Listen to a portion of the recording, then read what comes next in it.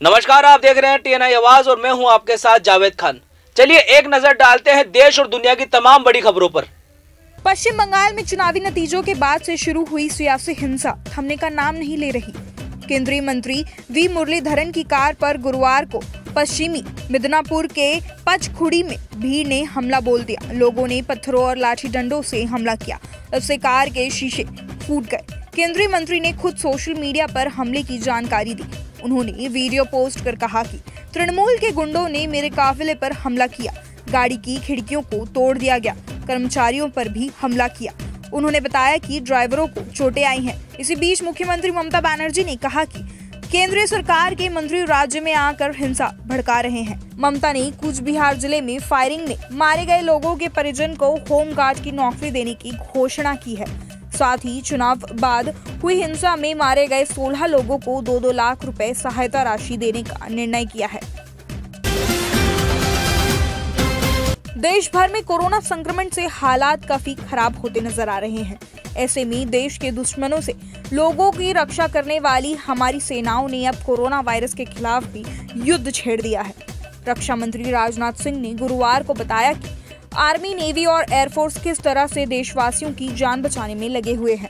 उन्होंने बताया कि इस वायरस से निपटने के लिए सेना को आर्थिक निर्णय लेने की पूरी छूट दी गई है। उन्होंने क्वारंटाइन सेंटर से लेकर अस्पताल बनाने तक कोई भी सामान खरीदने के लिए किसी की इजाजत लेने की जरूरत नहीं है। राजनाथ ने बताया कि जरूरत के हिसाब से बड़े शहरों में फोर्स से जुड़े अस्पतालों की व्यवस्थाएं बढ़ाई जा रही है। दिल्ली, लखनऊ, बेंगलुरु और पटना से शुरुआत की गई है। राज्य सरकारों के अनुरोध पर और जगह भी शुरुआत की जाएगी। सेना अब तक देश भर में 4000 बेड और 585 आईसीयू यूनिट तैयार कर चुकी है। दिल्ली के आर्मी बेस अस्पताल को पूरी तरह कोविड अस्पताल में बदल दिया गया है। इसकी कैपेसिटी 400 बेड से बढ़कर 1000 बेड कर दी गई है। दिल्ली हाईकोर्ट ने गुरुवार को कोरोना महामारी पर अब तक की सबसे तल्ख टिप्पणी की है। ऑक्सीजन सिलेंडर, दवाई और ऑक्सीजन कंसंट्रेटर की जमाखोरी और कालाबाजारी से कोर्ट बेहद खफा दिखा। कोर्ट ने कहा कि लोगों में इंसानियत काफी हद तक खत्म हो चुकी है, जो वे अभी भी कालाबाजारी में जुटे हुए हैं। जस्टिस विपिन सांघी और जस्टिस रेखा पल्ली की बेंच ने कहा कि लोग अभी भी हालत की गंभीरता को नहीं समझ रहे हैं और इसी वजह से हम साथ नहीं आ रहे हैं। यही कारण है कि हम जमाखोरी और कालाबाजारी जैसी चीजें देख रहे हैं। कोरोना के चलते आईपीएल 2021 सीजन को बीच में ही रोके जाने के बाद विदेशी प्लेयर्स को चार्टर्ड प्लेन और भारतीय खिलाड़ियों को बस से घर पहुंचाया जा रहा है। इसी बीच चेन्नई सुपर किंग्स यानी कि सीएसके के कप्तान महेंद्र सिंह धोनी का मैदान के बाहर भी सुपर कप्तानी वाला रूप देखने को मिला है। उन्होंने कहा है कि जब तक टीम के सभी खिलाड़ी सुरक्षित घर नहीं पहुंच जाते, तब तक वे भी होटल छोड़कर नहीं जाएंगे। 39 साल के धोनी अभी चेन्नई टीम के साथ दिल्ली के एक होटल में ठहरे हुए हैं। टीम के साथ फाफ टू प्लेसिस और डेविन ब्रावो समेत कुछ विदेशी खिलाड़ी भी हैं। सीएसके फ्रेंचाइजी ने खिलाड़ियों को शिफ्ट करने के लिए 10 सीटर चार्टर्ड फ्लाइट का इंतजाम किया है।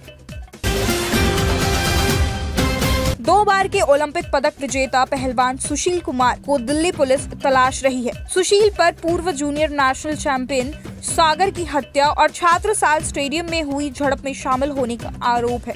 उनके खिलाफ एफआईआर भी दर्ज की गई है। मामले में दिल्ली पुलिस जगह जगह छापेमारी कर रही है। पुलिस के मुताबिक घटना के बाद से सुशील लापता है। मामला दिल्ली के मॉडल टाउन इलाके में छत्रसाल स्टेडियम का है। बताया जा रहा है कि यह झगड़ा प्रॉपर्टी विवाद को लेकर हुआ। सागर और उसके दोस्त जिस घर में रहते थे, सुशील उसे खाली करने का दबाव बना रहे थे। इसी को लेकर मंगलवार देर रात स्टेडियम के अंदर पहलवानों के 2 गुट आपस में भिड़ गए।